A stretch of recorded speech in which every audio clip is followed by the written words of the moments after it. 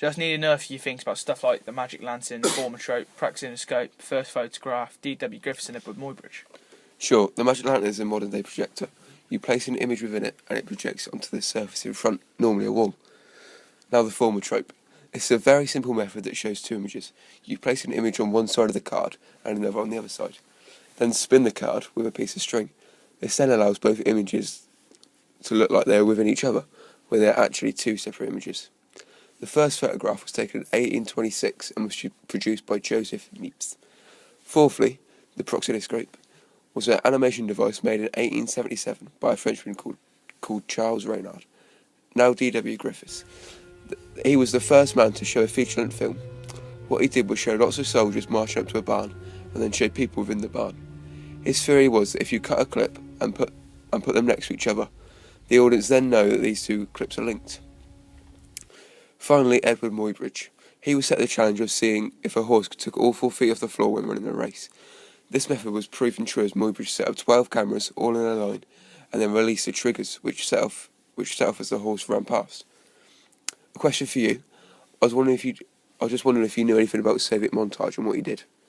I do actually. I know that he was the first person to start experimenting and perfect multiple clip cuts, which would be used in such things like a violence scene, where you obviously couldn't physically hurt the actor or actress, so you'd keep cutting clips to make it seem as if they were getting killed. Okay, do you know how many clips he would use for a scene like this? I know that in one of his films he had a scene where a woman got stabbed whilst in the shower, so this technique worked because firstly there aren't many films that would show a naked lady, and second of all you can't actually kill your actress. So the answer to your question, the scene that I know he used in multiple clip cuts, 78 in total, to perfect a clip that showed a woman getting murdered in her bathroom. Okay, correct me if I'm wrong. So his technique consists of editing and allowing a particular scene or scenario to look real to the audience, but it's not actually happening. Spot on. One question for you. What about his background? Do you know much of that?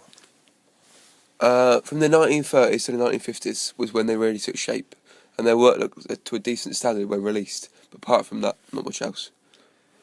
No problem. The Lumiere brothers, Auguste and Louis, didn't they have something to do with the film?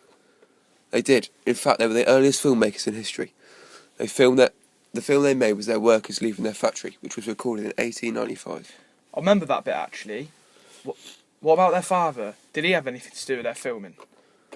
Their father, who was their inspiration, and it was not until 1892, when he retired, did the brothers start creating moving images. Yeah, that's right. And did you know that they were the creators of the cinematograph? I didn't actually. What does it do? The cinematograph is like a projector and was used to show the brothers' first film of people leaving their factory. And then there's Sergio Eisenstein. What does he have to do with film then? He was known for creating silent films. Oh, okay. If I remember correctly, didn't he do something with a grenade? You would... Fuck. He did. It was very clever how he managed to do this. All he did was lots of different shots. In this case, it was a grenade being thrown. He would show a clip of the man holding the grenade, then a clip of it in the air, and then you would hear it exploding, tricking the audience into thinking that the grenade had actually been thrown. Alright, easy enough. Indeed. So, going back to the Lumiere brothers, they might have been the inspiration behind the first part animated film. It might have been. Who created it? George Méliès. What was it about? Do you know? Yeah, he made a movie in which he went to the moon. It involves him going into a rocket, and then shows an animated image of the moon, which has a face, and the rocket crashes into the moon's face. Nice. What were the actors' language like in the film? Surprisingly, there were no words said in the film, and the camera stays still throughout, with only the actors moving. However, there were lots of emotions shown, lots of excitement, made bigger by music, which back then was played in cinema itself, not on top of the movie. Alright, it sounds so different to what we have now. Doesn't it just? And, in the film, the camera stays still for the whole time. It may have just cut from time to time, but the camera itself didn't move. Imagine that now. Films wouldn't be so boring. I know, and there's another similar example of this technique. Is there? What is it? It was created by Lev Kuleshov. Okay, what did he do then?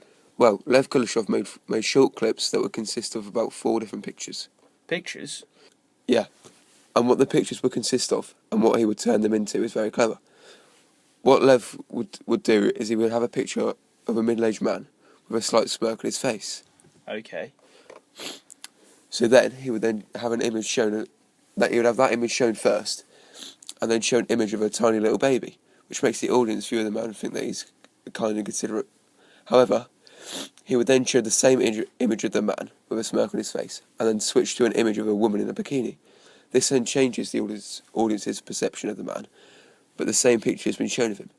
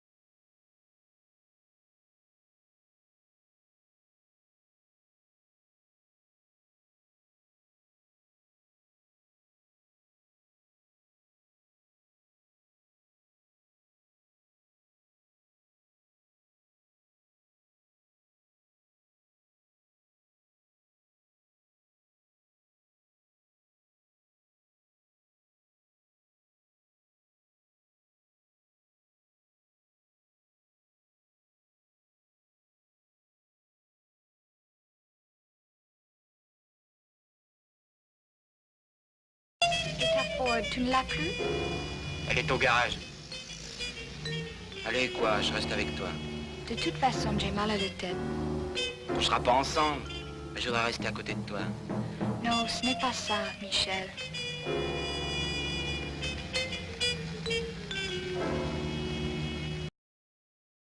I like doors. I like blue doors. I like small people. I like really small people. It's all about the dancing.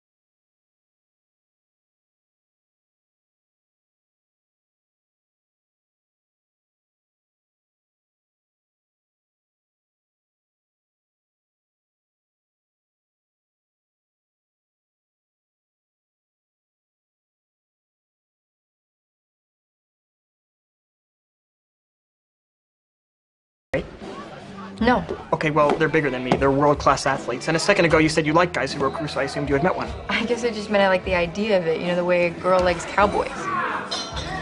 Okay. Should we get... Yeah, so what do you make of Oxford being on the FA Cup roof?